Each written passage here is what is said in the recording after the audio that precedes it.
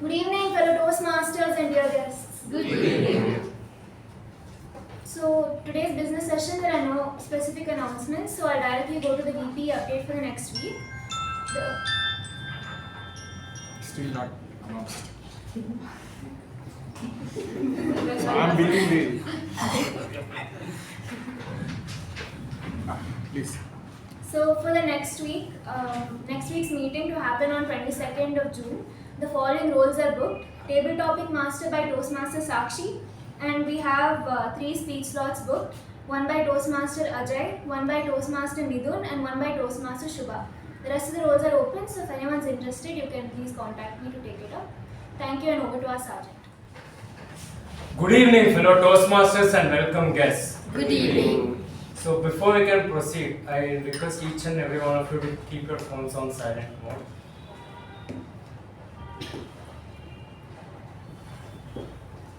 So the theme for today, independent yet interdependent. So I want each and one of you to look at your hands. I think we can all agree there are 5 fingers, right? I think the veracity of my statement is supported with an actual evidence. So when you look at your hands, you see 5 fingers. Each of the fingers have their own roles, their own functions, their own uniqueness. But for example, when you want to pick up a book, you can't do it with one finger, right? Or if you want to lift a heavy object, you can't do it with one finger. So according to the situation, we need all the fingers, even though each of them have their own separate uniqueness. Whereas for example, if you want to do a biometric test, then you only need a thumb. Or if you want to hold a pen, only 2 fingers are enough. So what does this show?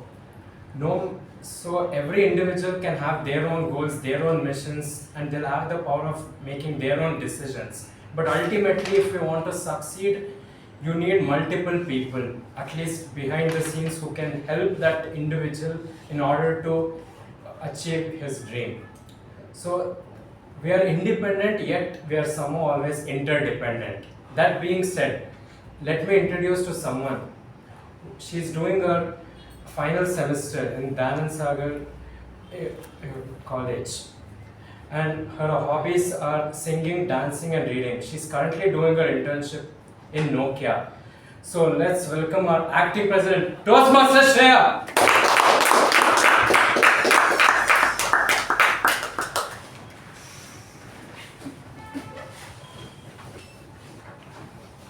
Thank you, Toastmaster Sachin.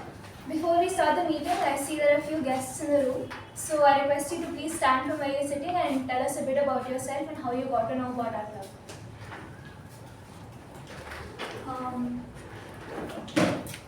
Hello everyone, my name is Surya and I'm currently doing my 3rd year in Jindal Global Law School. I'm a law student and I'm really interested in GDPR, and I'm also exploring the various roles of law in the evolving world, so I'm also exploring other interests. Yeah, that's about it. Thank you.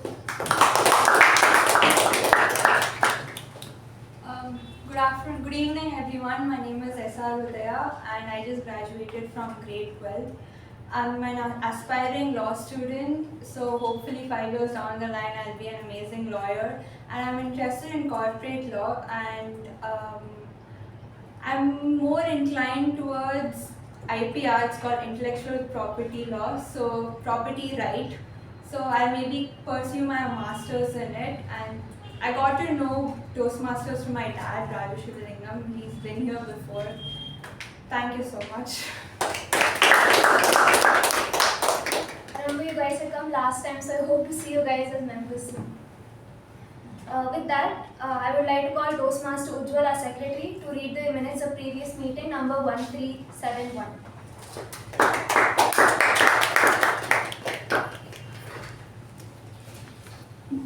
Namaste fellow Toastmasters. Here are the minutes of the meeting number 1371. That was held on the 8th of June 2026. The theme was twist of perspective and the word of the week was unwavering. The business session started at 6:20 p.m. and was chaired by the President Toastmaster Aparna, and following announcements were made. An educational session will be conducted on 15th of June by Toastmaster Radha Prashad on narrative intelligence. Sergeant announced Toastmaster Sachin. We started the meeting with an introduction of the theme and later handed over the charge to President Toastmaster Apurva. The President opened the meeting, spoke on the theme and introduced the Master of Ceremonies, Toastmaster Shreedevi. The Master of Ceremonies spoke on the theme and introduced the following role takers for the day. Timer, Toastmaster Rachana Sridhar. Our counter, Toastmaster Punit Ratnakar. PP Evaluator, Toastmaster Sakshi Gupta. Grammarian, Toastmaster Midhun Veerabhadrappa. The following speakers delivered their prepared speeches. The first speaker, Toastmaster Veerabhadrappa GS, in the part Dynamic Leadership, Level 1, Project 4, evaluated by Toastmaster Ujwal. The second speaker, Toastmaster Darshan in the part Persuasive Influence, Level 2, Project 3, evaluated by Toastmaster Shreya and Rahul. This was followed by the Moments of Truth session, which was witnessed by a couple of members, which is listed in the minutes of the meeting.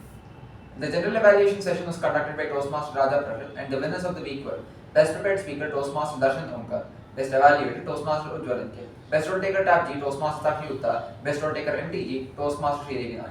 The President closed the meeting at 8:34 p.m., followed by the national anthem. Thank you, and back to the presiding officer. Thank you, Toastmaster Ujwal. Are there any amendments to the minutes of meeting? If not, then I accept the minutes of meeting number 1371 and hereby open meeting number 1372.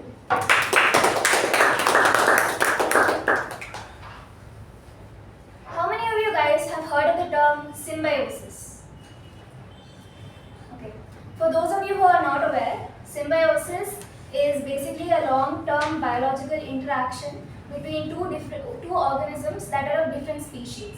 So there are many different kinds of symbiosis. One's where the organism lives on another organism, one's where it lives inside another organism, and one's where this relationship is mutually beneficial to both or harmful to either one. One example of this is mycorrhiza, which is the relationship between the roots of a tree and fungi. So what happens in this is the fungal filaments actually surround the roots of the tree and they are able to grow to a much deeper extent than the roots themselves, reaching those nutrients and water that the plant can't reach and helping it gain those nutrients. On the other side, the fungi doesn't have chlorophyll, so it's not able to photosynthesize and make nutrition of its own. So it relies on the carbohydrates provided by the roots of this tree in order to survive. So this is a mutually beneficial relationship for both of these organisms. On the complete opposite end of the spectrum, we have parasites. One of India's most favorite parasites is mosquitoes.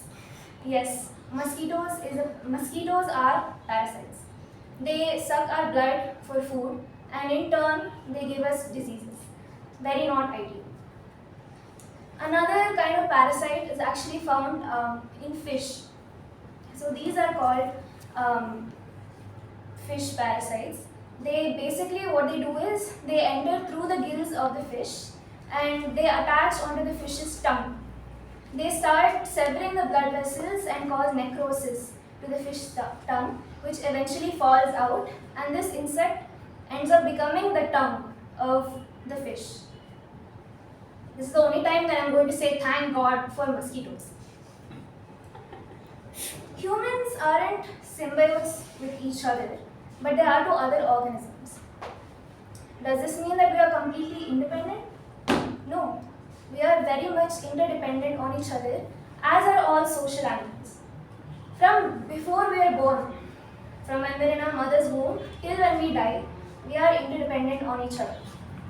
Actually, even after we die, we rely on people to take care of our corpse and to take care of our assets. So this sense of interdependency is with us lifelong and even after our life ends. And maybe it is this constant interdependency that makes us yearn for having some sense of independence, be it moving out and living on your own, or starting your own business, and many other things. How many of you have gone to a fancy restaurant by yourself and had a meal? Not many of us, I see. How many of you, on your first time, felt extremely awkward? This was me 1 month ago. I decided to go to a fancy restaurant all by myself and found myself sat at a table, not knowing what to do at all. I felt extremely awkward. I went on Reddit and I searched how to not feel awkward when you're sitting in a restaurant by yourself. I was scrolling through those answers. I tried reading a book on my phone, but my mind kept moving to one thing. What are people around me thinking about me? Are they looking at me? Are they judging me for being such a loser that I came to this fancy restaurant all by myself? All these thoughts were running through my head. And midway of my meal, another girl walked in alone. She sat, she ordered her food and drinks, and she was just minding her own business, oblivious to her surroundings. She finished her meal and went, even before I had left. Seeing her not care at all about her surroundings or the people around her gave me a kind of comfort or confidence that one day I will also be able to do this on my own. Funnily enough, while I was trying to be independent, the sense of confidence that I got was from me being interdependent on another human being. Fellow Toastmasters, humans aren't symbiotes, but after that day, it made me think maybe there are more similarities than we thought. Sure, we don't gain nutrition from fungi and we don't become each other's tongues, thankfully. But we do draw inspiration from each other, get confidence from each other, confide in each other, and go to each other for support. So maybe it is this interdependency that leads us to becoming truly independent in the end. This leads me to introduce the person who gave us this beautiful tea.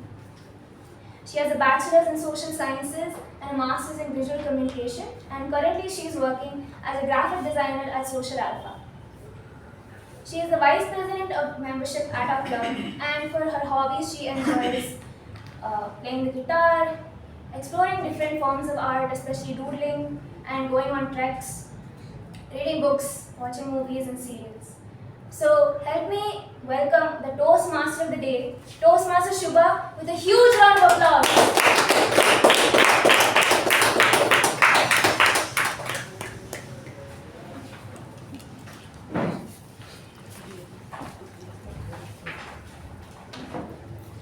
Thank you for that wonderful introduction.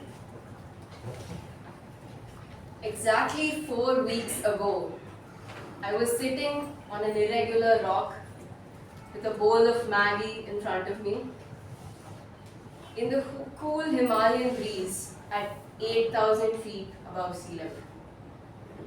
I was on a 7-day trek to Harkidun in Uttarakhand. And there, I decided I had embarked on a solo journey, a gift to myself, for myself, from myself, a gift in disguise as a test of my capability, if I can do things all on my own, and it was a test of if I am a fully functioning adult. So I started on this journey, and when I was making grand plans, my father asked me, "Are any of your friends joining you? I can also join you if you want." I said, "No. This is a solo travel. I need to learn to be independent." Then the trekking organization that I had booked with had an option of offloading. This is basically transferring 70% of your luggage into a kit bag that the mules would carry and come with you. Again, I said no. I will carry everything on my own because I need to learn to be independent. The first day of the trek, I had this big backpack, 3 straps, all ready and set to start my journey. And after walking for a little bit, my throat got really dry and I couldn't reach my water bottle from my own backpack. And I had to ask a fellow trekker to help me take it out and also put it back after I was done. Next, we all had to carry our own tiffin boxes in which they gave us all our meals. And after that, we had to wash it and the washing system in the campsites were basically, imagine a wash basin, but instead of the basin, a paint bucket with 5 holes in it. And we had to wash underneath that paint bucket with just another barrel of water and a mug. Now, in the night when it was cold and rainy and in the darkness, complete strangers had to depend on each other. One person pouring the water from above, one person washing his dabba, and one person holding the torchlight. Then, on the way to the next campsite, we passed through a village. The locals there, the Pahadis, were really peaceful people, and they sustained their life through a bit of agriculture. But while we were in that space, suddenly this old man walked up to us and said, "Sar dard, dawai." He had a headache and he was asking for medicine. With no primary healthcare centers for miles around, that village depended on trekkers who passed by for basic medicines. Now, the trekking organization had also given all of us an eco bag, a bag that we had to carry throughout the whole of 7 days and collect trash and plastic that we saw all on the way. So in a way, the mountains depended on us to keep them clean, to leave them as is. With all of these instances, I soon realized that the mark of adulthood was not being independent. It was being independent and yet understanding the value of relying on others and not taking it for granted. People, systems, and nature. We just all can't do it all alone. And one such place that all of us depend on to hone our public speaking skills and to express our thoughts is Toastmasters, which was started by Ralph C. Medley, who established the first club in Santa Ana, California.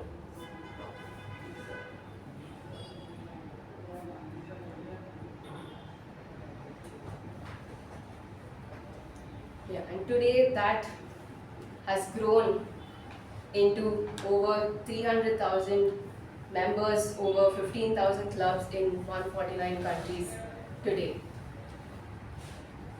Ralph C. Medley saw that different people had varying levels of expertise in public speaking and thought of this idea of creating a club to bring all of them in a room so that they can learn from each other.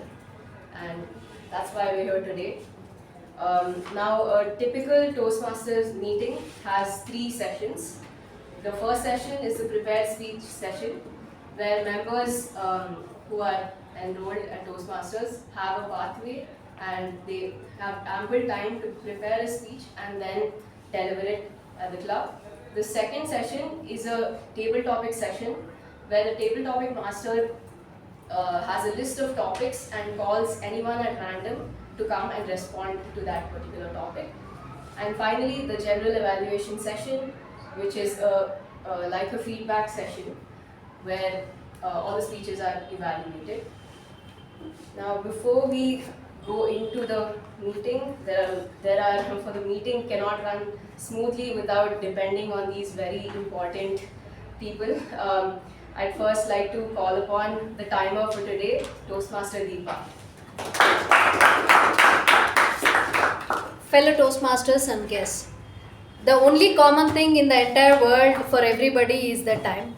As a timer today, I will note the time of each speaker. Today we have icebreaker session where time allotted is 4 to 6 minutes.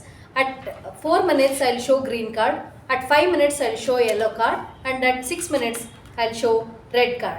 And we have education session today. It is time allotted is 30 minutes. At 20 minutes I'll show green card, and at 25 minutes I'll show yellow card, and 30 minutes I'll show red card. And we have evaluation for evaluators. The time allotted is 2 to 3 minutes. At 2 minutes, I'll show green card. At 2.3 minutes, 2 minutes 30 seconds, I'll show yellow card, and at 3 minutes, I'll show red card. And we have table topic speakers, and for table topic speaker, time allotted is 1 to 2 minutes. At 1 minute, I'll show green card. At 1 minute 30 second, I'll show yellow card, and at 2 minutes, I'll show green card. I'll give my report during general evaluation, and back to you.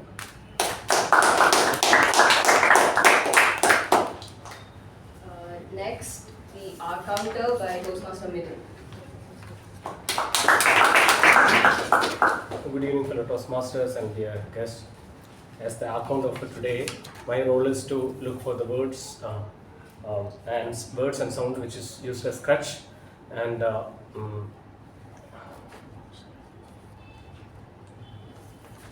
fillers by anyone who speaks during the meeting.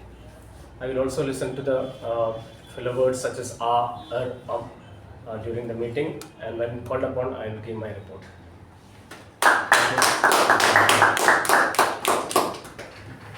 Next, the Grammarian Toastmaster Sakshi. MC of the day, all the dear Toastmasters and dear guests. As Grammarian for today, I am independent to present my report, but interdependent on all of you to provide me good points, good, excellent communication and the words to note about. So I will note all the excellent usages and not so excellent usages.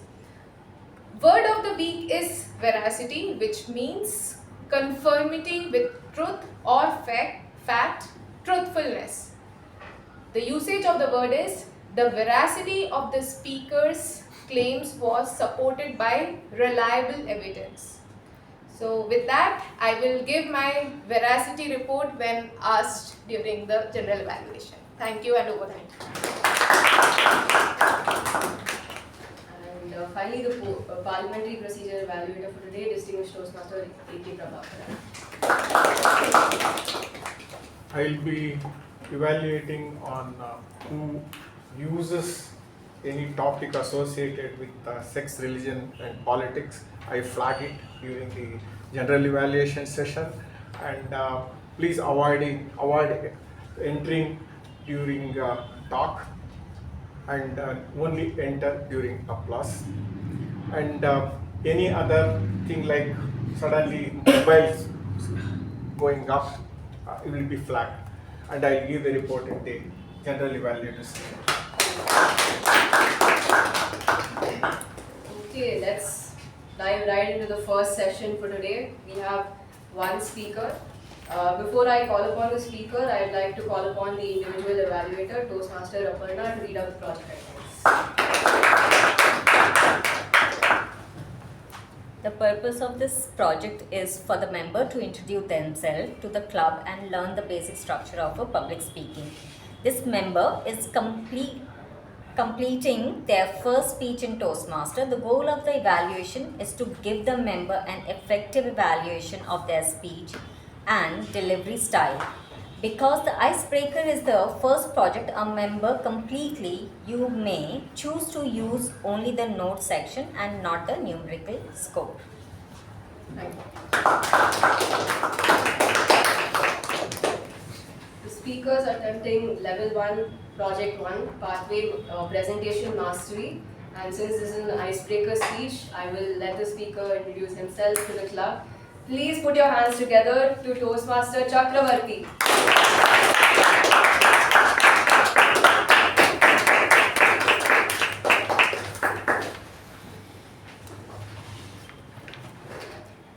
Your present circumstances do not determine where you can go. They merely determine where you start.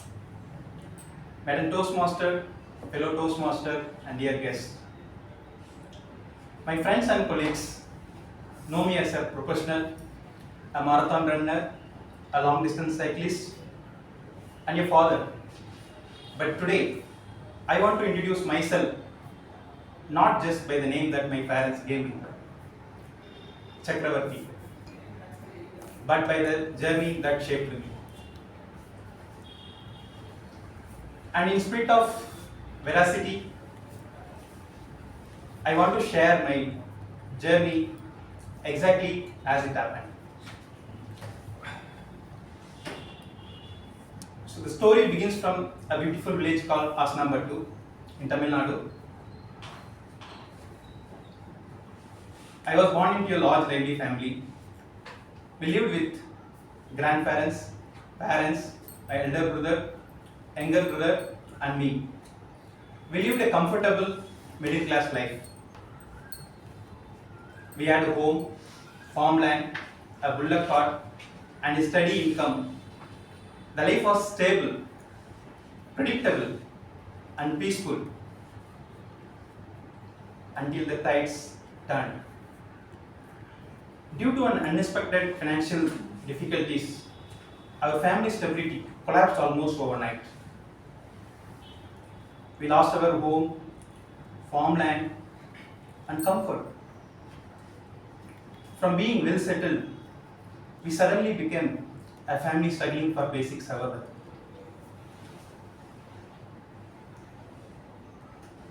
But in that darkness, one person became our light. My mother, refusing to surrender to despair. She started a small food business at my village. The tiny shop became our lifeline. We as children become our ultimate team. Every single morning before school, my elder brother and I would wake up before the sun, grinding chutneys, preparing batter, rolling puris, and serving to customer. While other children played in the evening, I was out on the streets. I sold snacks on moving buses and nearby villages. I even frequented tuition center, not as a student looking to learn, as a vendor looking to sell. Life did not give me time to play, but it gave me responsibility. Yes, it also gave me powerful edge and practical education. I was naturally drawn to mathematics. I still remember my teacher telling me that, Chakravarthy, you did not learn maths just in class, you learned it in life. Even when tragedy struck and we lost our grandfather just before my 10th grade exams, I channeled my focus and scored 98 in mathematics. The hunger to study was massive, but financial pressure forced me into a full-time work at hotel. Cooking, cleaning, serving. However, inside me, the dream of education never died. Then came the turning point in my life.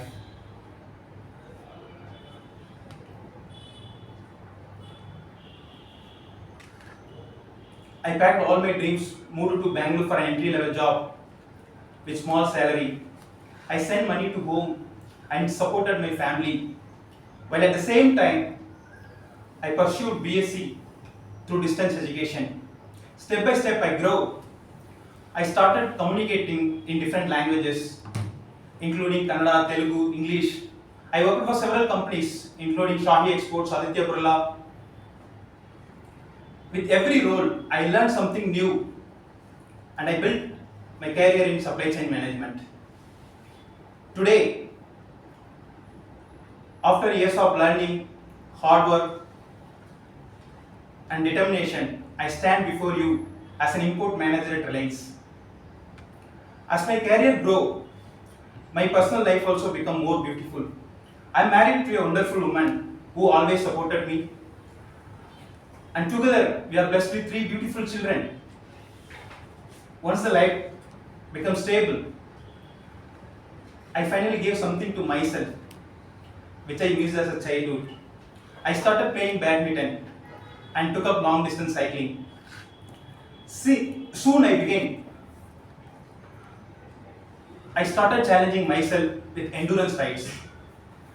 Cycling hundreds of kilometers through hot days and dark nights, I even completed 600 kilometers within 40 hours. With that, I earned the international title of Super Runner. Life gave me struggles, but it also gave me strength, discipline, and unbreakable purpose. Today, I did not stand as a victim of my past. I stand here proudly as a choices of the result I made. Even when life gave me reasons to quit. One truth, if my journey taught me, it is no matter where you start, with effort, learning, and persistence, you can rewrite your own story. Thank you.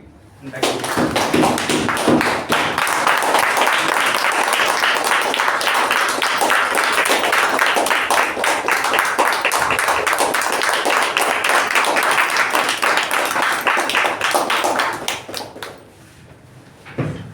Thank you.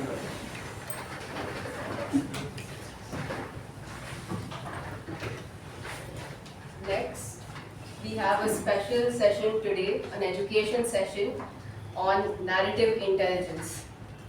The person who's giving us this education session today is a construction technologist working at Autodesk, Bangalore. He likes to go to the gym and CrossFit, and if you ever need advice on a good brew, you can ask him because he is a fabulous barista. He loves reading books and never hesitates to share his depth of knowledge and techniques to improve, to let other speakers improve. A master storyteller himself, please join me in welcoming Toastmaster Raja Prasad.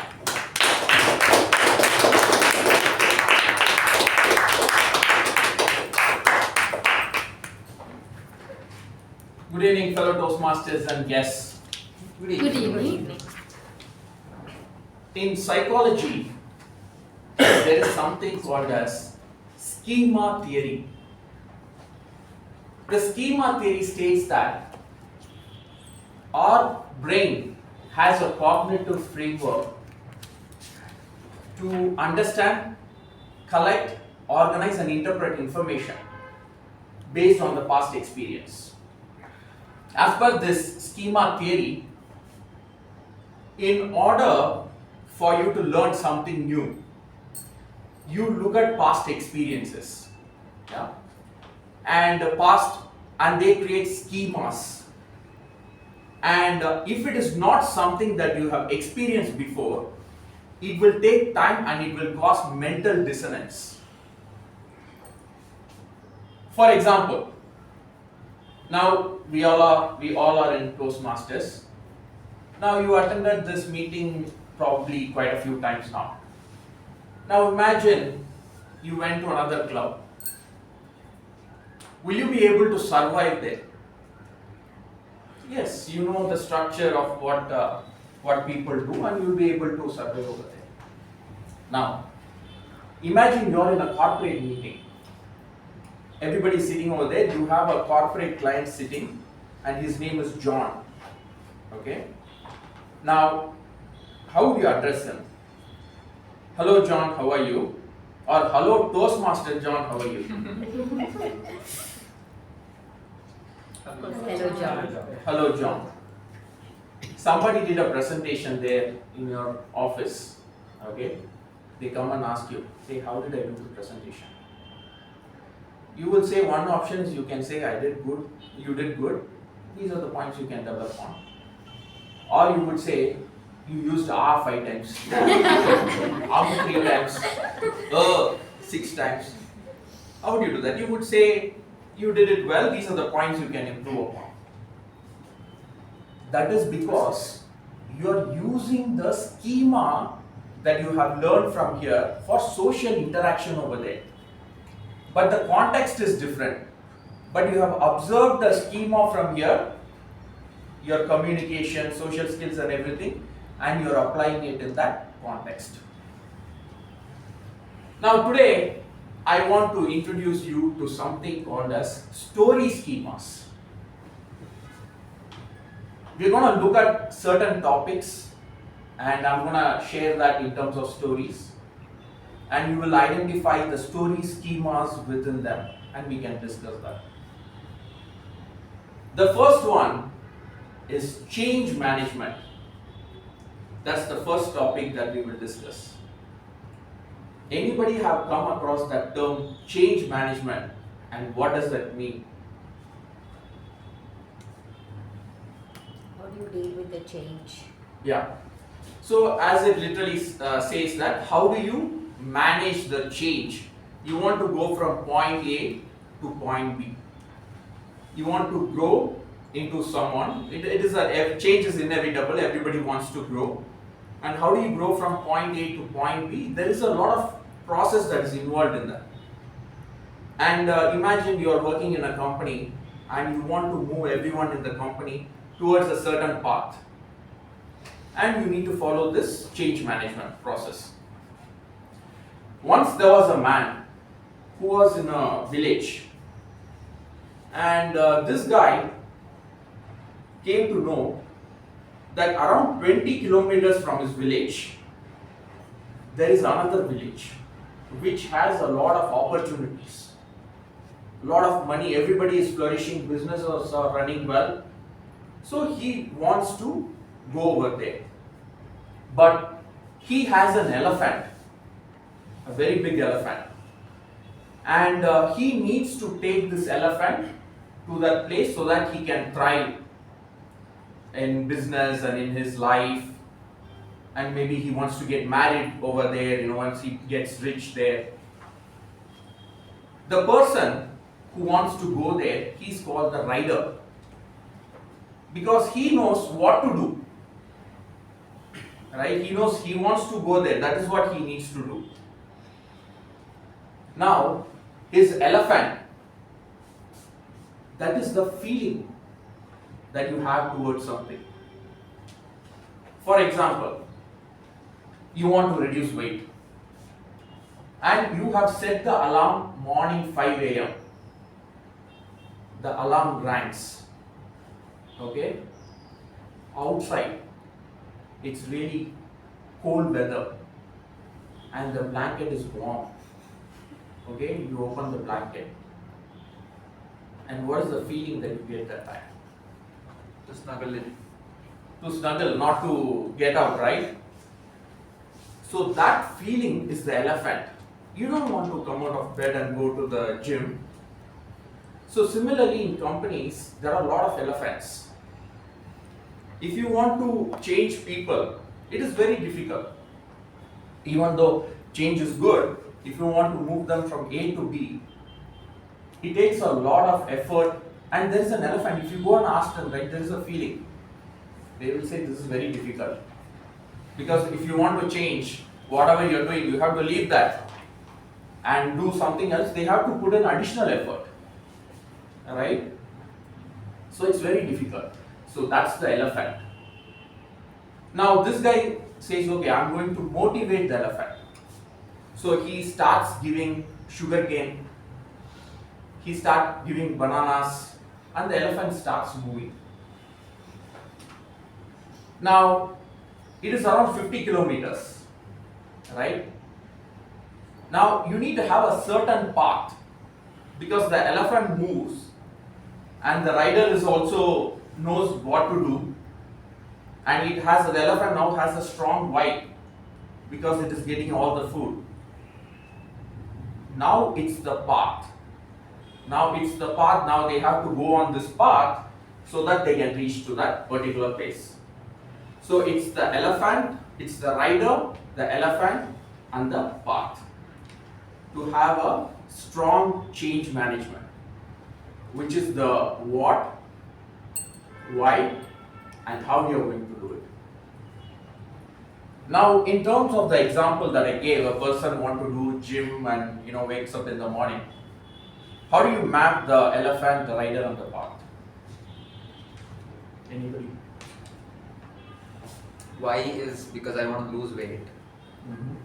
And what is I want to lose weight? I want to lose weight. What is the why? What is because I want to outcome? look better. What is outcome? Like in the sense like village B, which has opportunities. For this person, that what will be the outcome? What he will gain after going there, which is motivating. Yeah. That will be what.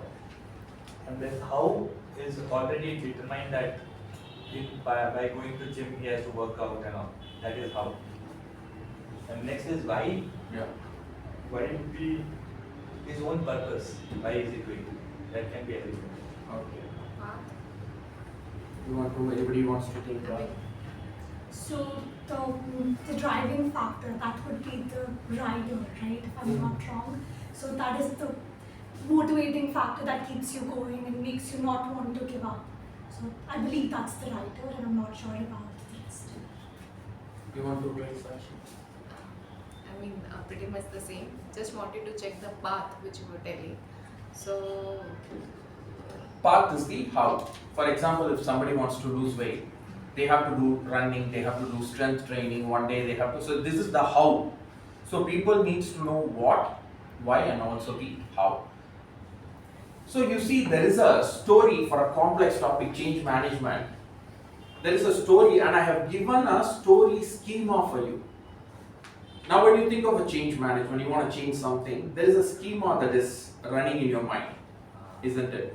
And you can remove, maybe it's personal thing, you can remove the personal change, you can talk about an organizational change, even same this thing applies, right? Now let's get into the next one, law of inversion. So in 1920s, men were smoking a lot. But the company was saying, you know what, we want to increase the revenue. Men are smoking, and if women also smokes, then our revenue will increase, right? But women are not smoking. And by the way, I'm against smoking. This is just one example of to explain law of inversion. I'm talking about this particular example. So they want to sell cigarettes to women. Now, if you look at it direct, how do we sell cigarettes to women? That's the statement, right? So when you think about it, how do we sell cigarettes to women? So law of inversion is you completely invert it. Imagine a world where women are smoking as much as men. Imagine a world where women are smoking as much as men. What else has to be true? This is inverted. Because here, women are not smoking, how do we sell it to women? Here he is asking, imagine a world where women are smoking as much as men. Okay? What else has to be true? So they came up with this idea, the marketing team. They created or inculcated a belief that if you smoke, you are going to reduce weight. They spoke with doctors, got some proof, yeah, which was not, at that time it was okay, but it was not true, but they got some proof to go and sell it to the public. They went to the restaurants and said that instead of selling desserts after the meal, you sell cigarettes, because we are promoting cigarettes as a weight loss mechanism. And with this, they were able to sell more cigarettes, and that is why if you see the old Hollywood movies, which came 1930s, 40s, women will be smoking in those new movies. So this is the law of inversion. Now if you are coming and if you want to give a speech, I'm going to give another example, right? You come and give a speech. One way to think at it is, how do I give a great speech? Right? Another way, law of inversion, to look at it is like, what are the things that would contribute to making it an absolute worst speech? It's an inversion, and you have to identify that and remove that, then you come up to this one, that is the concept. So do you see the another story schema in this one what I'm sharing, which is the law of inversion. The next one, there was a very large ocean, and in that ocean there are 20,000 fishes. Now they had enough food.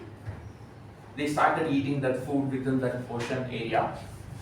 20,000 became 30,000, 40,000.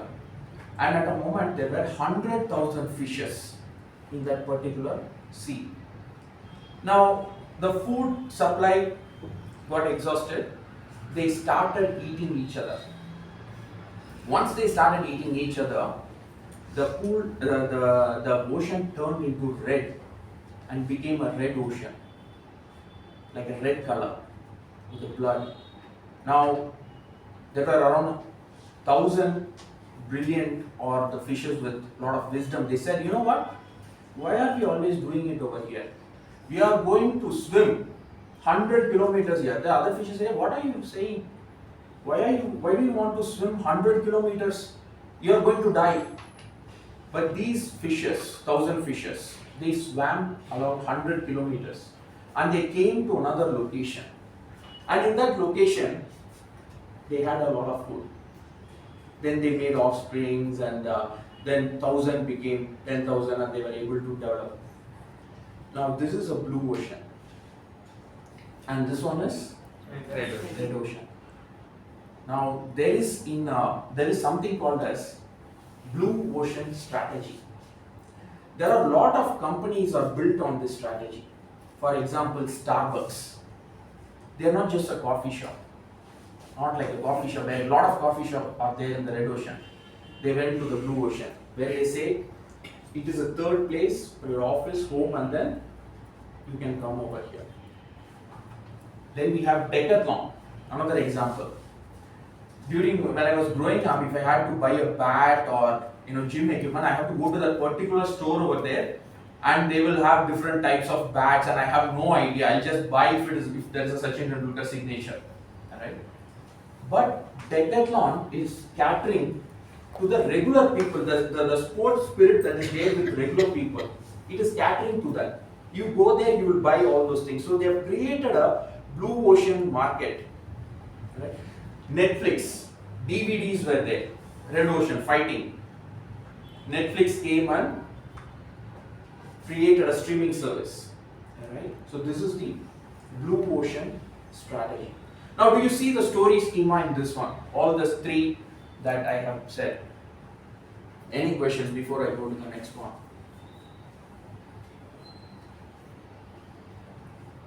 So this schema of blue ocean strategy, could you give an example of how we can apply it in our day-to-day life? Yeah, so did you understand the schema?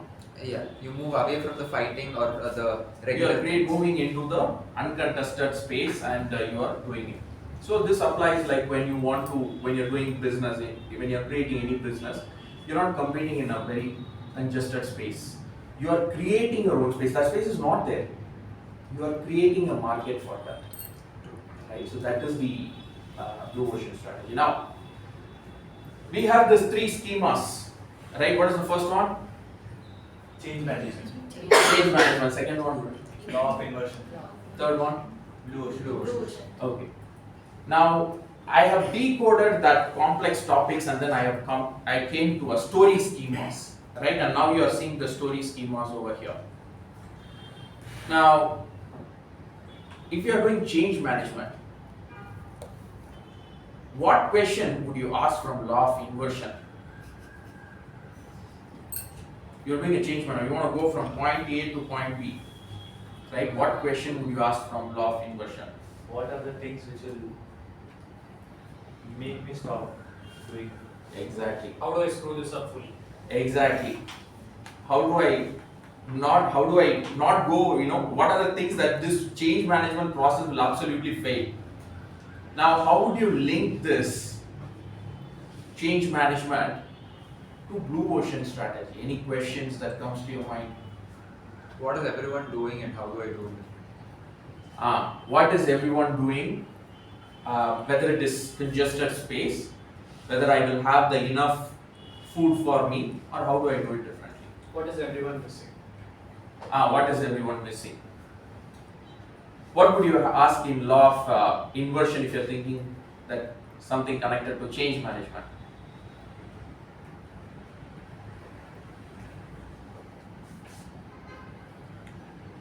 From how do I screw this up completely to moving against it? Something similar, right? So what we have done is we have created a web of cognitive thinking model where we are connecting different topics and we are able to make sense out of it using these story schemas. Ladies and gentlemen, that is narrative intelligence. I don't know how much time I have left. I think 10 minutes. it's 20 minutes? Yeah. Okay, I'm going to pause here and maybe 10 minutes we can open up for Q&A.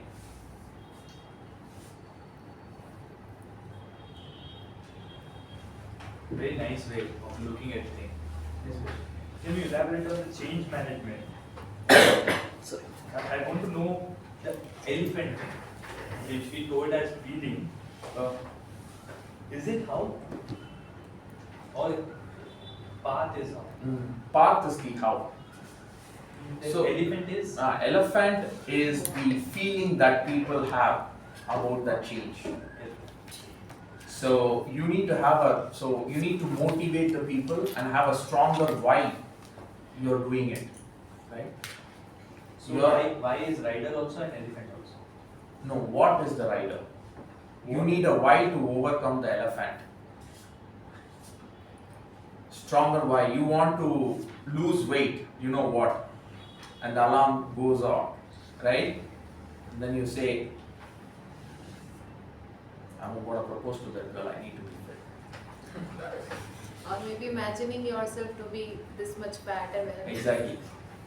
Or you That say. is inversion. Is law of inversion. Law of inversion. So, the elephant is something that's your emotional side that stops you if you don't have a stronger why.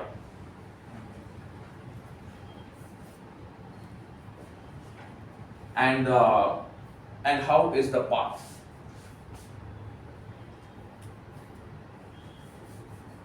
And what about village B? What about? Village B, which had those opportunities. Isn't it what? Yeah, village B is the place you want to go from A to B, right? As a change management. So how do you go from A to B, and B is that place? So in order for you to go to that place, you have to have three things correct: the rider, the elephant, and the path. The rider is the what? Elephant. For overcoming the elephant, you need a stronger why. Okay. Then you have the path, which is how. How are you going to go there? Yeah. So next time, when you come across new concepts or you're learning something new, right, try to understand, or you're in a certain situation as well. See, learning doesn't come from books, right? You're in a situation, you learn. See what is the schema that it is trying to teach you, right? Capture that schema, right, in the form of a story. Now, once you have that, then you practice that. You keep collecting, you practice it, and then see how you are applying it. This is important. If you do everything over here and you don't apply, it doesn't make any sense. So what you need to do is you need to apply. It might be a decision. See, on an average, in US they conducted this survey, a person takes 35,000 decisions per day. It might be small to some important decisions, maybe 10 or 15 decisions, but the decisions you take can take you to good, average, bad. So decisions are important, right? So you can use these models to help with the decisions and planning that you can take. Right? So you are well equipped. Instead of taking a random decision, now you are well equipped. You have some kind of framework to fall back to when you are taking that particular decision. So those things. So what you need to do? You need to log them, People don't log them. So you need to log these story schemas. Right? You log them, you practice them. When you practice them, what happens? You will start connecting with multiple schemas. You will try to see things, how they are connecting, how they are interconnected, how they are independent yet interdependent. So you will have that, you'll be able to make those connections. Any other question? Yeah. So when you're saying to lock them, what do you mean by to lock them? So for example, the 3 stories that I said, I read about them 3 years back, 2023.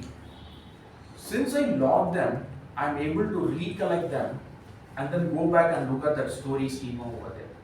So log them means you don't have to log it. That is the thing about the stories. You don't have to log the entire story. If you log elephant, rider and the path, you will be able to recollect. So you will need to log them. When you log them, you can always go back and check, okay, what did I learn 3 years back? Otherwise, I know many of you might have read books and have totally forgot what it is, right? Unless and until it is a break. So when you log these schemas, you will be able to go back and reflect on them. So you need to log them. Digitally, you can log them in Excel or some other tool. You just write those things and then you can log them.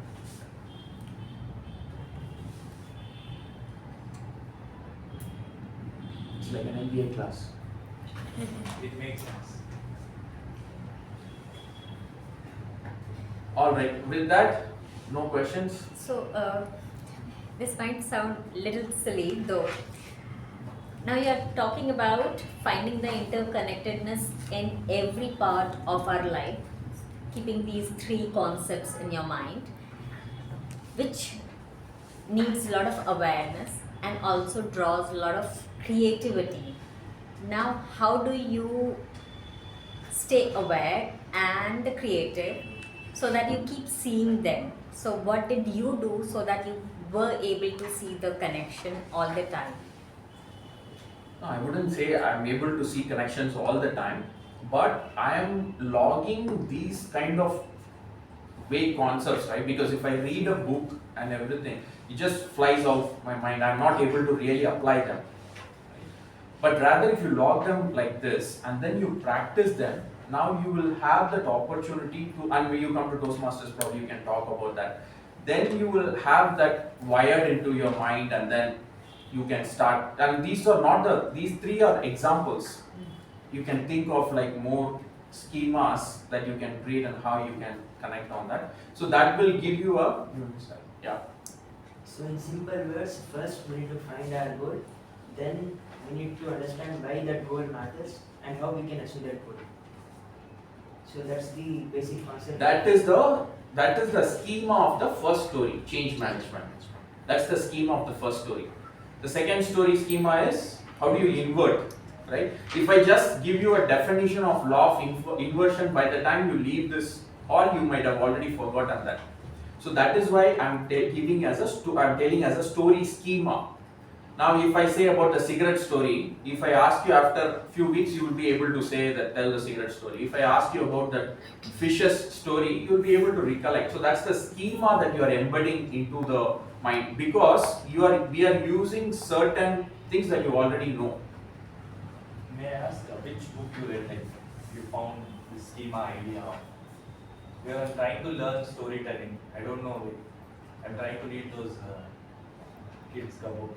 No, this one, the schema itself is, for example, change management comes from a book called Switch.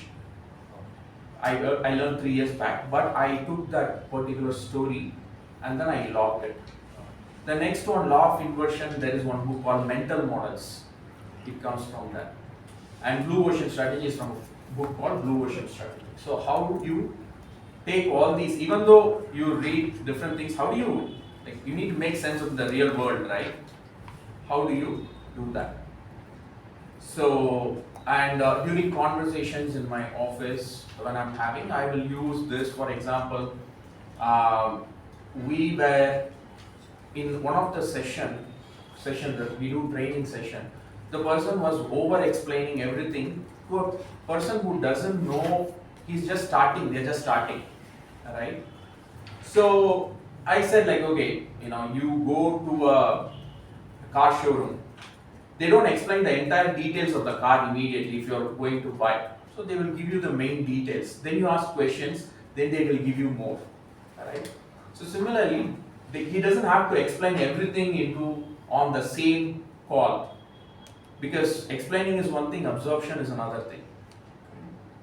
Or we were doing this session, but people were not having hands-on the product. Everything we are telling, if I'm telling you about my product, what I have, if people are not having hands-on, they wouldn't try that, right? If they don't try that.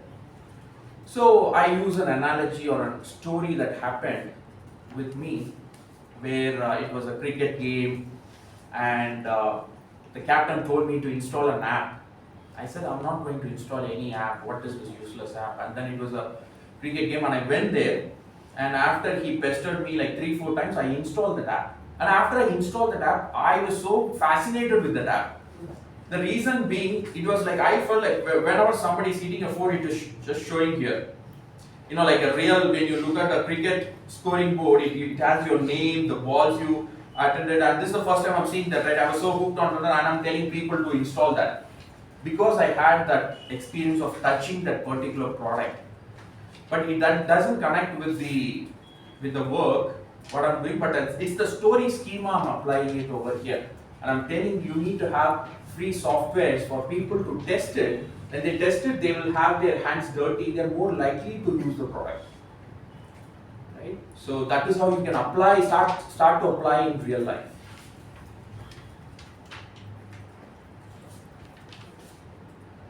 Any other questions?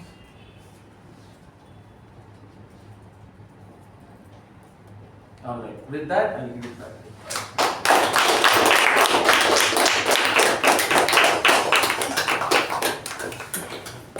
Thank you for that very intriguing and incredible session on how story schemas are indeed powerful ways to recollect and remember concepts. Now, let's move on to the next session, which is the table topics session. Today's table topics will be evaluated. So before I introduce the table topics master, I'd like to call upon the individual evaluator, Toastmaster Ujwal, to read out the guidelines. Namaste fellow Toastmasters. The purpose of this project is for the member to demonstrate their ability to listen to what others say. The goal for the member is to clearly show that they listened and can use some of the active listening skills discussed in the project. The member completing this project is the only person who needs to show active listening. With that, I wish the member all the very best, and back to the master of ceremonies. Today's table topic master is currently pursuing his final year of engineering in Electronics and Communication Engineering at RV College of Engineering. His hobbies are watching anime and animated movies, and he's also a father of kittens and cats. Please join me in welcoming our table topic master for today, Toastmaster Darshan.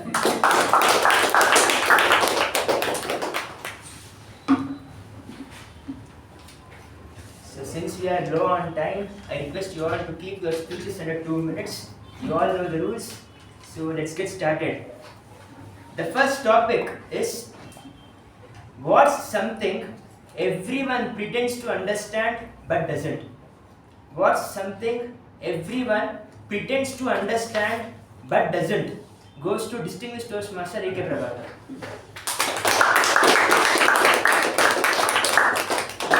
Understand But doesn't.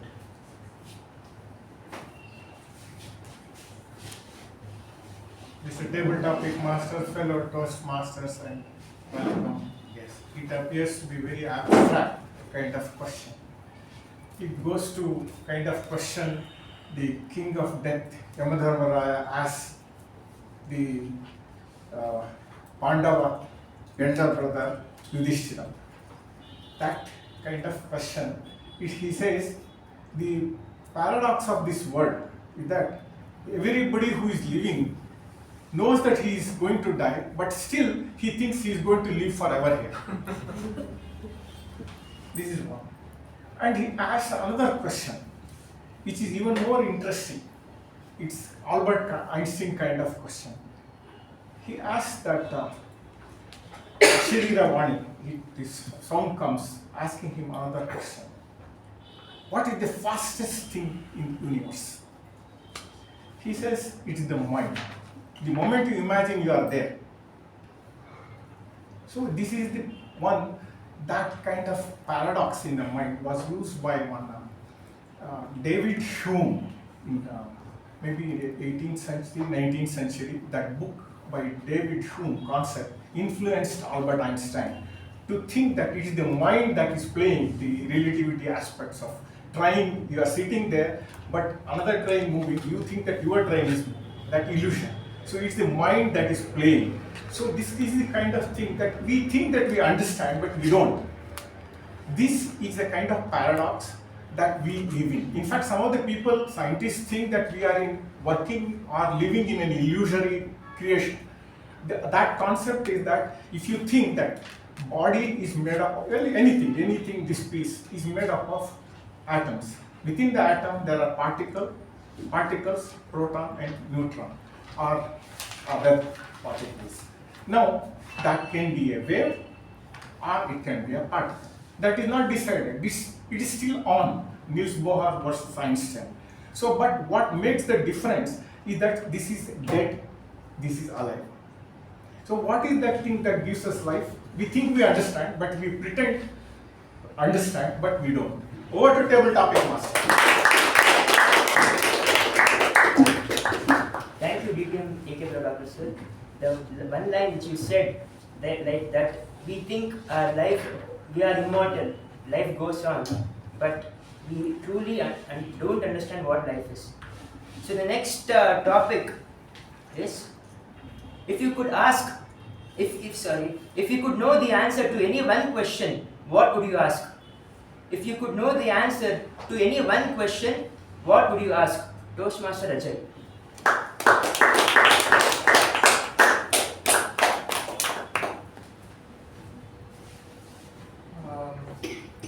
Mr. Table Topic Master, fellow Toastmasters and dear guests, so I'm really tempted to say, since I've got recent inspiration from our Prime Minister, my question is chocolatey, the melody is the chocolatey, but I mean that's the first thought I had. But what question I would rather ask is, let me pick.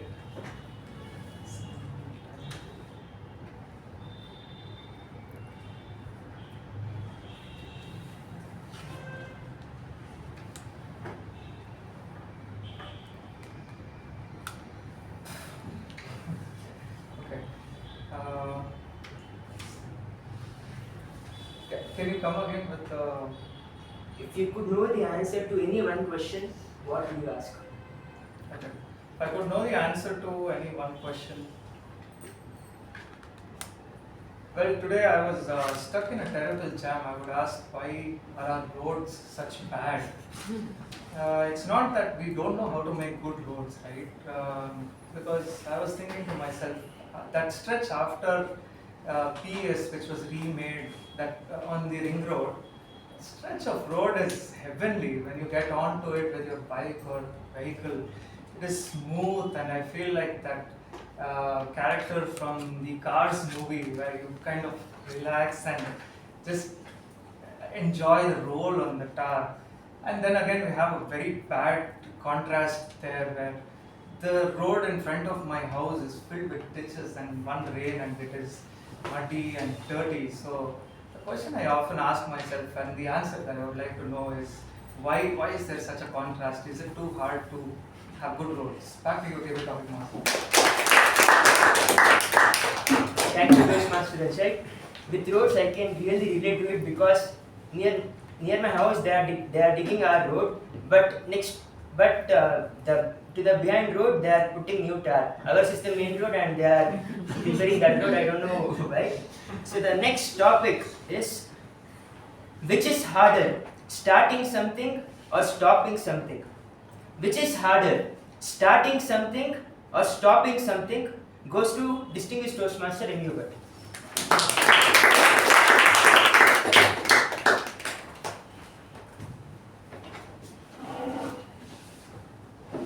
table topic master, Toastmasters, and welcome guests. Probably the expected answer will be it's very difficult to start, but easy to stop. But I would say, always it is easiest to stop, even before, where is the PT evaluator? Because I am trying to tread the very fine line of, not sex, no religion also, but yes, for politics. So what happens is, if you see the world around today, people have got good intentions. I would not go to talking to anybody, any names, but the Prime Minister of a country wants to do really good things for the poor people, for the entire nation, bring it to in the Committee of Nations to bring out the nation. And he works day in and day out. 20 hours a day the Prime Minister works. But what do you find? For every well-intentioned move, immediately somebody puts a stop to it. Because it is easy to put a stop to any good work done anywhere in the world. This has been the way human beings have been operating. Because what happens is, everybody has got their own vested interests. Why a thing should not happen? For his own purpose, personal purpose, or to see that his political inclination, its philosophy is maintained. So the idea here is, even if you want to do something really good to start, with all your efforts, you can start anything good work. But it's very easy to stop for anyone, because there are umpteen number of questions anyone can ask and find fault on anything. Even the best thing in the world, whatever actions everybody is taking, you can take a pot shot at it. So it is very easy to stop, but very difficult to start. That's a take on that topic. Back to you. Thank you, DTM M U Bhat sir. So from your perspective, it is easy for us to start. It is easy for someone else to make us stop. So the next topic is the hidden cost of free things. The hidden cost of free things goes to Toastmaster Rahul.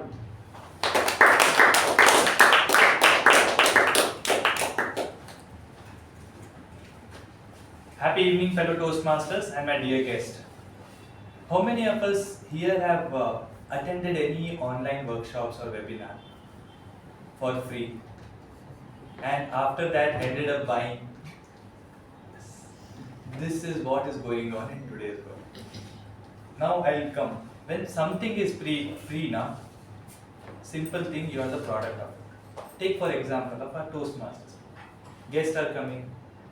Are they paying? No. So they are experiencing a meeting. If they like it, then buy this product or service and then do it. It is the hidden cost what we are trying to pay. For example, Uber. Initially what they did, free rides. I have booked some 10 email IDs I created, booked full one function free of cost with it. But now I feel like going and catching an auto guy directly, I'll book and close it off. Same thing when it comes to our own tax filing. People think, okay, I'm going to CA. You are paying for filing, not planning. Planning is something which will get you money. Filing is just take paper, file it. And when they do filing, they expect us to do planning. Not planning. They think that's a hidden thing which will come, but that won't come. Am I his relative or some friend with the why I'll do for free of cost? Yes or no? So that's a simple phenomenon. Taking it one step forward, from beginning our childhood, we have been taught that if uncle gives one chocolate, please don't eat. But still, we are continuing to do that. Don't take free products, take something which is valuable, because you will start valuing it and learning it. I'll tell you one example. We are doing one community service, okay, wherein we are employing tier 2, tier 3 cities. Earlier I was doing for free of cost, no value. Today I am charging money, full value is there. Okay, with this back to table topic master. So when something is free, we don't look at it. You are the product. We are the product, yeah. So the next topic is Is it better to be respected or liked?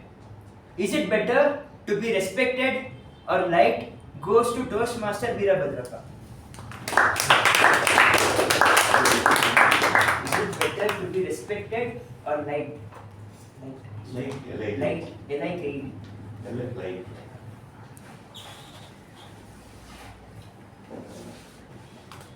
Respect is one thing you won't get by demand.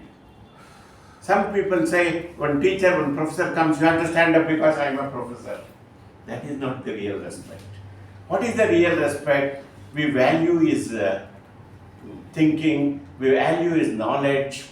Some people have a lot of knowledge. When he comes automatically, people will get up. One more thing is, if you have a position, if a prime minister comes, whether he is good or bad, you respect him. Because it is a compulsion, because of the position he is offering, we will respect him. When you go to the temple, age-wise he is lesser and he is doing puja. We fall to his feet, we respect him because he is doing a good job and the position he occupies, we respect this. So, respect should not be demanded, it has to come automatically. Suppose you are a married person, don't expect that your wife or the children will give respect to you. Your deeds, your thinking, your help to those people to come up in their life will make you to give respect to you. That is the most important thing in your life. Don't hate anybody. Love animals. Today I was doing yoga. 3 dogs came and they started, what the dog comes. What the dog does it. See, because they like me. They respect me. Beautiful. Today, the way they came and loved me, really one of the best things which I have come across in my life so far. Unconditional love they gave. So that is what I want to say you, don't demand respect anywhere. If you demand respect, you will be one of the big fools.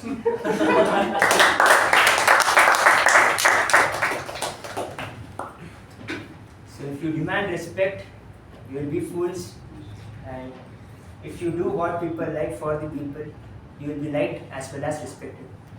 And the last topic, this is somewhat different. I will say 3 words. You need to connect those words and form a story or give a speech on it. This might be a little hard, but I dare you to challenge. The 3 words are shadows, mirrors, ambition. Shadows, mirrors, ambition. Goes to Toastmaster Chetan.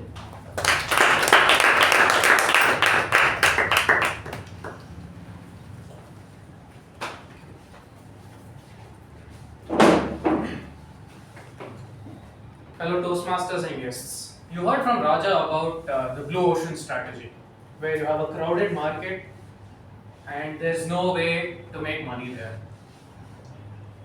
In Pakistan, there's a small family. They wanted to make money. They are cobblers. They sell shoes, they fix shoes. But they realized it's a very, very crowded market. Selling shoes, whether offline, online, doesn't matter. It's a very, very crowded market. Anyone who's ever run an online business will know the number one problem is returns. You send it, 10% of the orders you send comes back to you. Living in the shadows of such a business makes it very, very hard to thrive. So what did this family do? They realized that most of the issues that come with shoes are just to do with sizing. So they offered a service. When you order a pair of shoes from their website, they will send you 3 pairs of 3 slightly different sizes. So for example, let's say someone's a size 8. They will send you 7.5, 8, 8.5. They will send you 3 pairs. And you get to try on all 3 pairs. Whichever one you like, you can keep, you can send the rest of it back. The best part about this, you can take left 7.5, right 8, and they will accept it. Because they realize that most people have uneven feet, their feet are not mirrors. And hence, this business started to thrive. In a place that was so filled with competition, they managed to kill it by differentiation and ambition. And every time I think about a business like this, it's very easy to come up with ideas like this, but you really need the guts to go ahead, implement it, and see what happens. With that, thank you.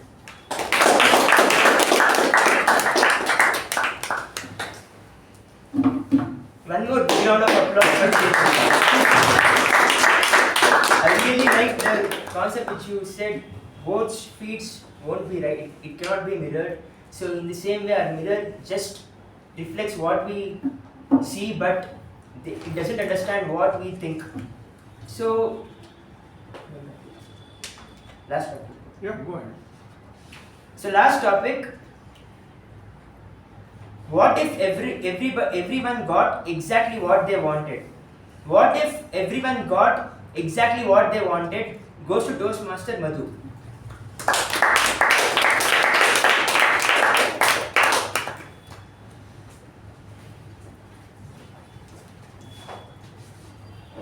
Note to myself to keep coming back to the club regularly. I think that's what I would want. But work has been calling for the last, I think this entire term. So what would happen if everyone got what they wanted? I think the goalpost would keep moving, honestly, because if I think about it, there are certain goals, certain milestones that I want to achieve, and if I got that today, there would be something more that I would probably think of. This is a classic example, I'm sure we've all seen it in some book, like a guy walking on the road, he'll think of a cycle, a guy on the cycle would think of a bike, a guy on the bike would think of a car, you get the drill. But I think we'd never be content because I feel like we as humans, it is in our natural inbuilt quality that we always want more. I don't want to call it greed, but again, it is something that we all wish, I guess, because no one would just want to stand still. No one would want to just,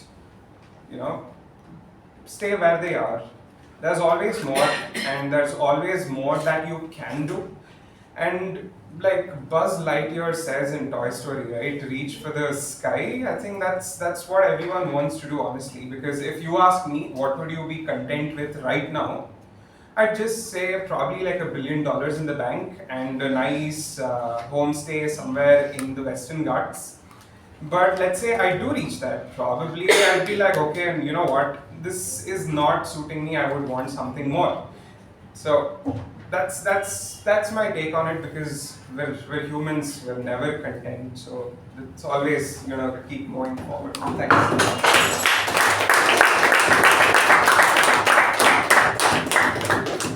Your speech reminded me a quote from my favorite TV series, "People dreams have no ends." With that, I hand over the charge back to our MC. With that, let's break for 5 minutes. Welcome back, everybody, to the general evaluation session. The general evaluator for today is a Triple Crown winner and a past president of our very own club. She's a business and accounting associate. She holds a BCom in finance and accountancy from Christ University. Beyond her professional work, she has volunteered for Teach for India, and her passion is Bharatanatyam, teaching and communication. Please join me in welcoming our general evaluator for today, Toastmaster Shreedevi.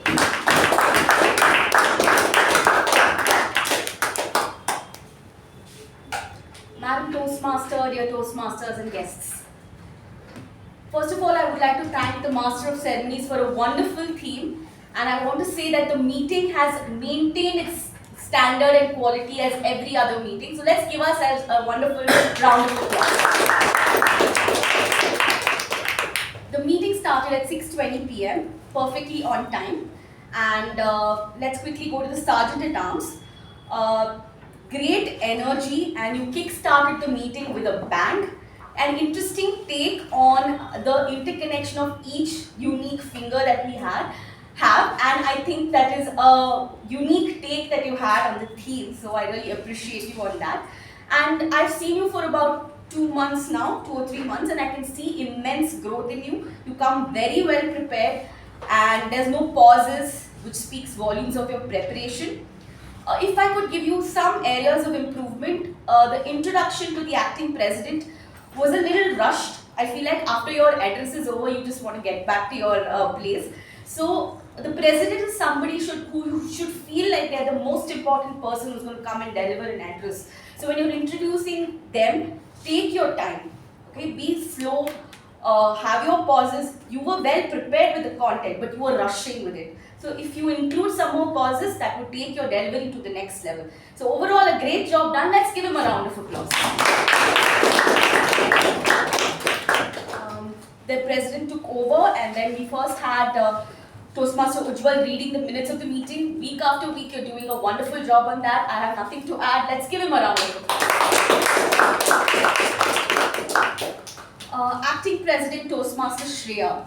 Very confident, well prepared, and very informative delivery, I would say. Usually, even as a president, when I experienced it, I would prefer a personal anecdote, but you started off with a very informative, knowledge-oriented address. So that speaks credibility, speaks on your credibility and your sincerity towards the topic. So you came well prepared on it, and you also ensured to give a personal anecdote about your experience eating alone in a fancy restaurant. So the combination of knowledge and personal anecdote is the best way to deliver an address, and I think you did a commendable job on that. And I also appreciate how you peppered humor all throughout it, and that made the people in the audience laugh, and you know that tells me that you were able to hold the attention of the audience with you, and that's a great skill to have. Overall, a great job done, very sincere, very passionate, and it's always a delight to listen to you. Let's give her a huge round of applause. I'll come back to the MC a little later. We will first have the evaluations for today. The first speech was delivered by Toastmaster Chakravarthy and evaluation by Toastmaster Aparna. Let's hear from her.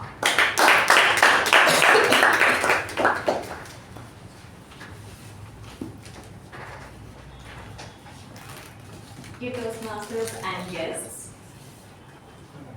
and especially my targeted speaker.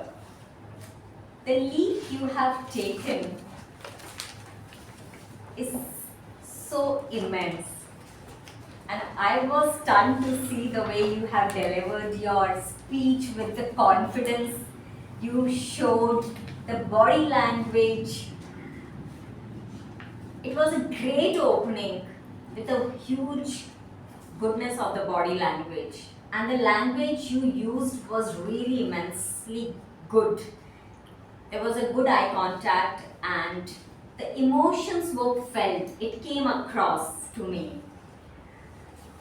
You have a good voice modulation, though this wasn't included. There was emotion felt, there was gestures which you showed, and it didn't feel like that this was your icebreaker. I can't tell you the way I'm so feeling proud, the way you have delivered it.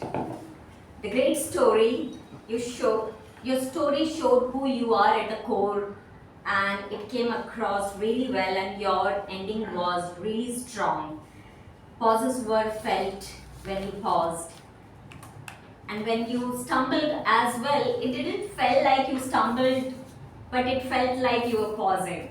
So, great job. That's what I can say. If I have to suggest that you may want to work on, honestly, not much I can think about at this moment, but yes, maybe the space you can use it. To challenge yourself, seeing that the way you have a great gesture, I think you should try using your gestures more so. So overall, You were veracity to your story, which came across through your body language and the confidence you showed and the gestures. And even the end was amazing. And if you have to improve, use more gestures. That's all. Thank you so much.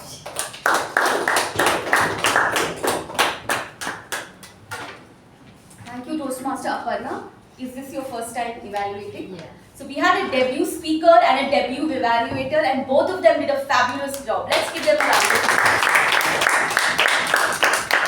About your feedback, Toastmaster Aparna, I really like how you were very positive, encouraging, and also had some constructive feedback for him, which I'm sure he'll apply in his future speeches.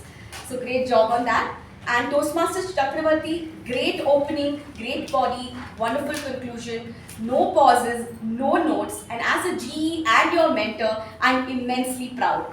Well prepared.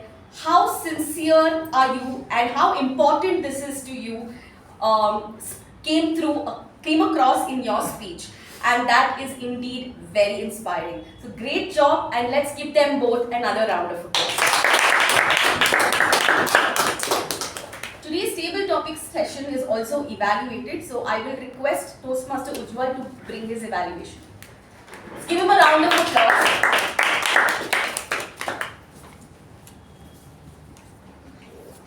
Namaste fellow Toastmasters.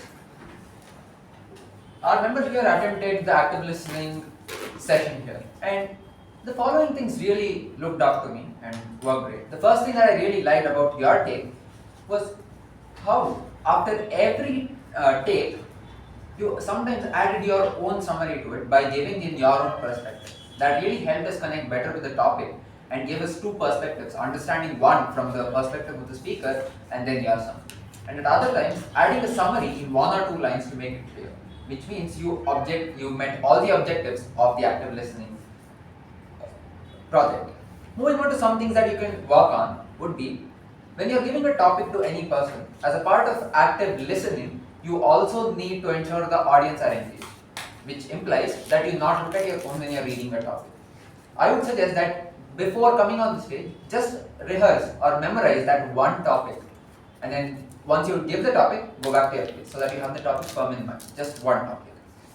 The second thing is, when you're quoting someone as a part of their speech, be precise and verbatim to it, or do not quote them. This happened in two different speakers while you were quoting them and you misrepeated two words. The third thing is, when you are trying to summarize something from one person, ensure that you either agree to their point or disagree. But in one instance, you went totally out of topic, and that is in case of Toastmaster Chetan. I request you that in case that you are choosing to summarize what they said or trying to go against it, stick to their perspective and then move away to agree or disagree on that. In summary, you matched and met all the guidelines. That was the part of the project itself. And the things that you can work upon are being verbatim and precise when you're quoting someone, and ensuring that the summary matches what the person has spoken on. And the third thing is to not read from your phone. With that, wishing you all the very best for your future projects, and back to the thing.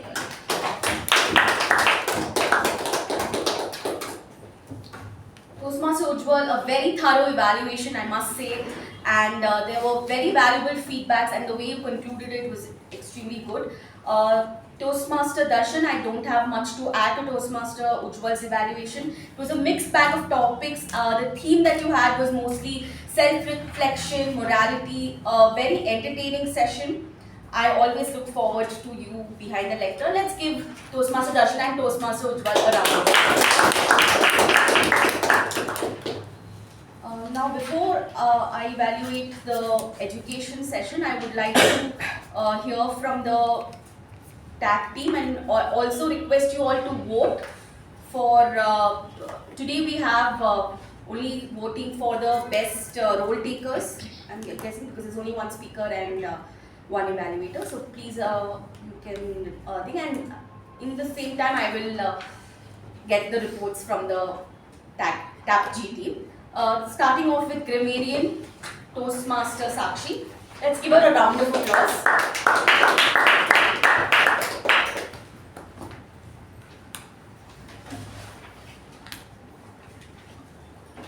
when I was preparing general evaluator, Grammarian report, I remembered 3 points which my mother said in my childhood.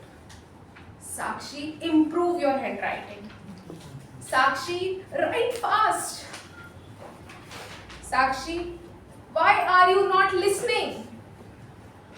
That's why I am here in front of you as a general evaluator in Toastmasters. Why I said this and why I remembered these points, because today's session was so informative that I was unable to concentrate what to hear, what to write, and how to preserve all the words in this one sheet. So, though I failed, so I used 2 today. Coming up with my report today, there were many words related to physics, biology, chemistry, and whatnot. Starting with the good usages in today's meeting: symbiosis, chlorophyll, mosquitoes and fishes as parasites, necrosis, corpse, yarn, extremely awkward, humans are not symbiotes, stumps, it's interdependency that made us truly independent, irregular rocks, embarked, to myself, for myself, from myself, wash basin as paint bottle with 5 holes, eco bag, mountain, coming on the theme, mountains depend on us, villagers depend on trackers, we depend on public speaking. Dive into the first session. Your present don't determine where you can go. They can only determine where you start. Journey that shape us. Stability collapsed. Idli shop as lifeline. Powerful edge. Practical education. Channel my focus. Endurance. Hard days. Dark nights. Life gone me struggles. Life gave me struggles. It also gave me strength.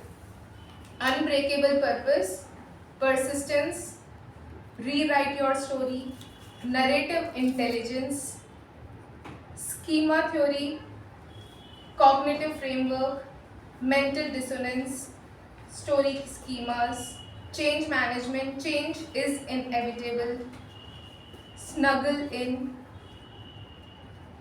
In companies, there are a lot of elements: law of inversion, blue ocean strategy, cognitive thinking. Some decision is better than no decision, which this quote I wrote because I like it, kind of with some phrase given by one Toastmaster. Lock the schemas, paradox. Mind is the fastest thing in universe. It's mind that is playing, illusion, intriguing and incredible session, father of kittens, abstract questions, physics, atoms which includes protons and neutrons, immortal, few table topics which I really loved and I wrote it in the Grammarian report, starting something or stopping something, hidden cost of free things, is it better to be expected or liked, demand, respect, those who people demand are fool, goal would keep moving to sleep, get it, would never be content, people dreams have no end, dil mange more something, immense growth, debut speaker and evaluator. And coming to the word of the day, which was used by Toastmaster Chakravarthy, which was used by our sergeant, Toastmaster. I'm so forgetting this report, and I'm so sorry if I have forgotten something. Someone for this word of the day. I think I also used it once, and our evaluator, Toastmaster Aparna, also used it. Thank you, and over to the.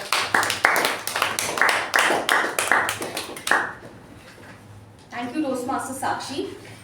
very creative opening that you had in the beginning, and also a wonderful delivery. You've made great observations.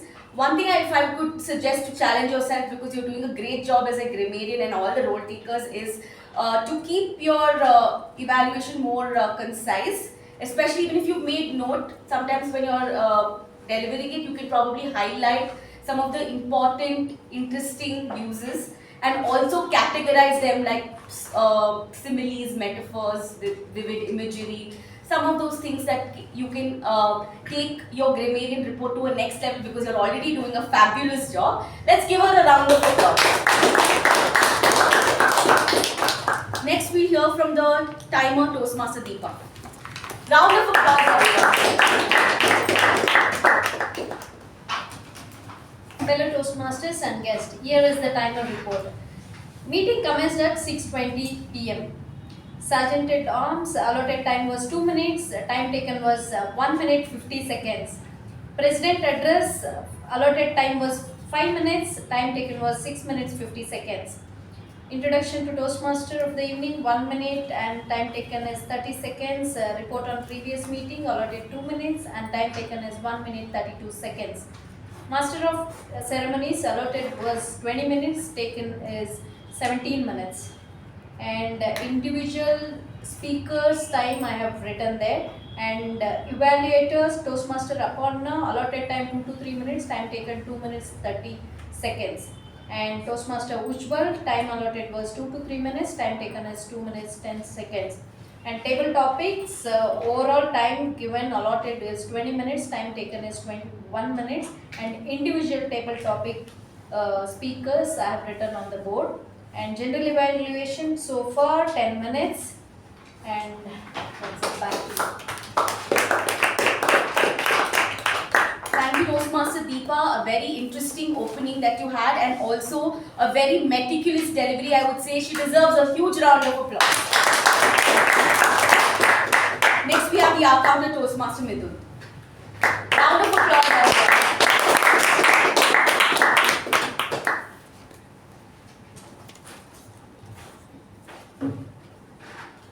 Good evening, fellow Toastmaster, and dear guest. This is my counter report. Toastmaster Chakravarthy was given the first speech today as 3 pauses and 2 repeated words, which is ignorable during the first speech. Overall, there was good fluency in the language use. I couldn't find any much filler words and catch words, only negligible amount. With that, I'll conclude my report. I will hand it over.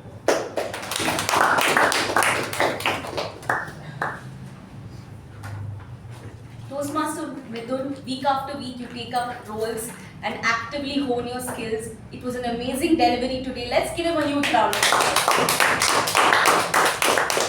The Parliamentary Procedure Evaluator, DTM A K Prabhakara. Round of applause.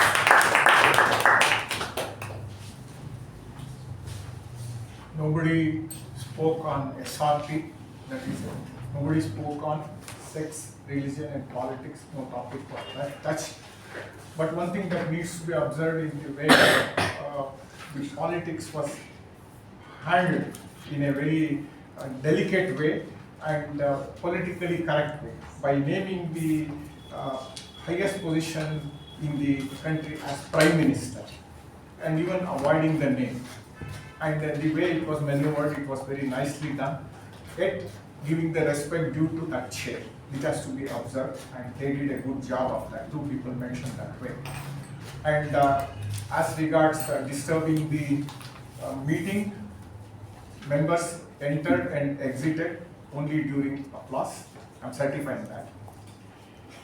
So the veracity. And there was no mobile ringing in between. It was all strictly adhered to as directed by Sergeant at Arms. On this note, I would like to hand over the control. Thank you, DTM A K Prabhakara. That was a textbook delivery of a Parliamentary Procedure Evaluator report. Now we'll quickly come to the evaluation of the education session. Toastmaster Raja, a very entertaining, engaging education session. And I think you're the best person to deliver a speech on a topic like this with all the experience that you have.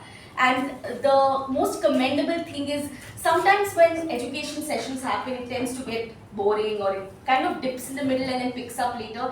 But throughout your session, you had held the audience attention, and I could vouch for that because even in between when you asked them to reiterate the 3 points that you had, everybody in the room could actually mention what it was. People could ask intelligent doubts to you, and you spontaneously responded to that and gave valuable feedback. Overall, I felt it was like a TED talk, a very well prepared, sincere, and your style of delivery just demonstrates your credibility as a speaker.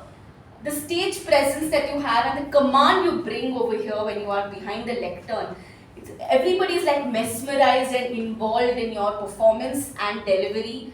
And overall, I learned so much, and I'm sure everybody agrees about the schema theory, the change management, law of inversion, blue ocean strategy.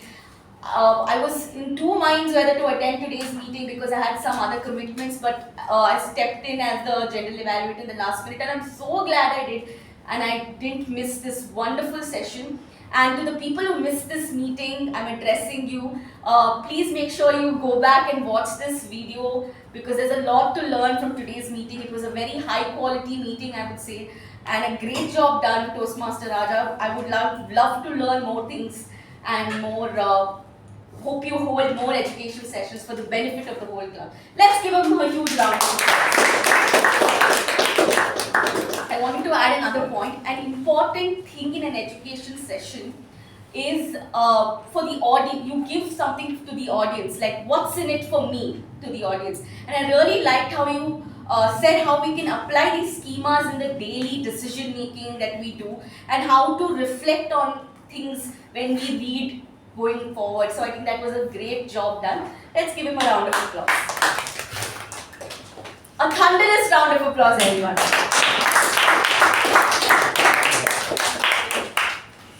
And now coming to the star of the show, the Master of Ceremonies, Toastmaster Shubha, a very passionate Toastmaster, beautiful narration of your trek in Uttarakhand, very vivid descriptions. We could imagine the campsite, the village, the pahadis, and I really liked the message you brought across through all this, how the mountains depended on us to keep it clean, and the message mark of adulthood was not independence, rather understanding the importance of reliance on each other, and that was beautifully put across. You're very sincere, very creative, really liked the theme, very innovative.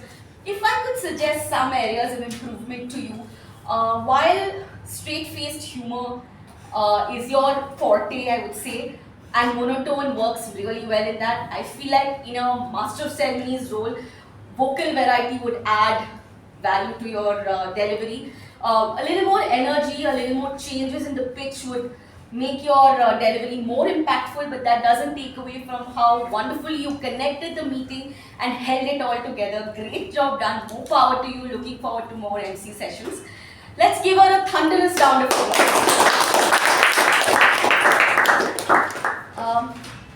Just quick general points. Even though initially the meeting started, there was low turnout, but the energy was still high. So great job as an audience. And every meeting is recorded meticulously, and every speech here is something that is so important for us to learn from. So I request everyone to go back and watch these videos. And if you're missing Toastmasters meeting, please take opportunities to watch it. And also an important thing in the meeting is the handing over of the gavel, which is not happening. I'm sure the new term is going to start soon. I think it should become an unsaid practice. So the term, please gracefully end this term by following this important gesture. And I hope today while ending the meeting, you will pass the gavel back to the president so that we can put it all in place. Overall, a very wonderful meeting, and back to you.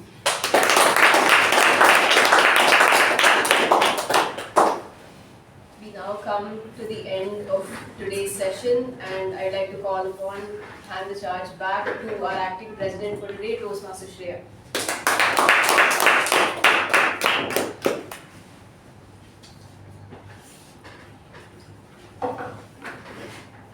Thank you, Toastmaster Shubha. Since we are running a little bit late, I request everyone to finish voting in the ballot. Still, 2 members need to vote, and then we'll jump straight into the winners.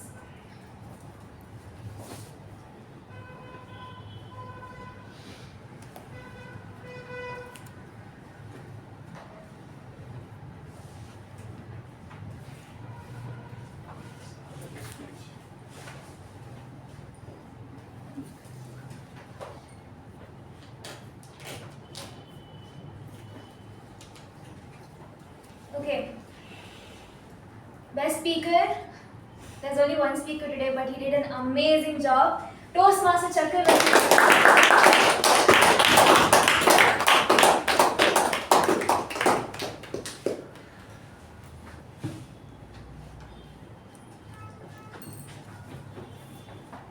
Next, we have the best evaluator.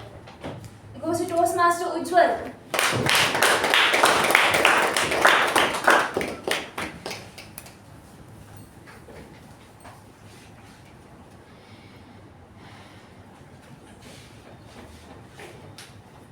Our best TAPG role taker goes to our Grammarian Toastmaster Sakshi.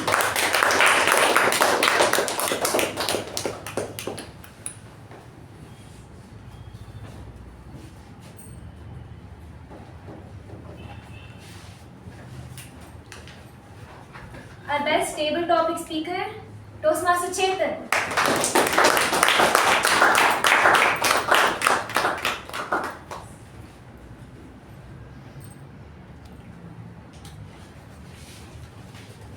And finally, our best MTG role taker of the day. Good thing you didn't almost drop out, Toastmaster Shreedevi.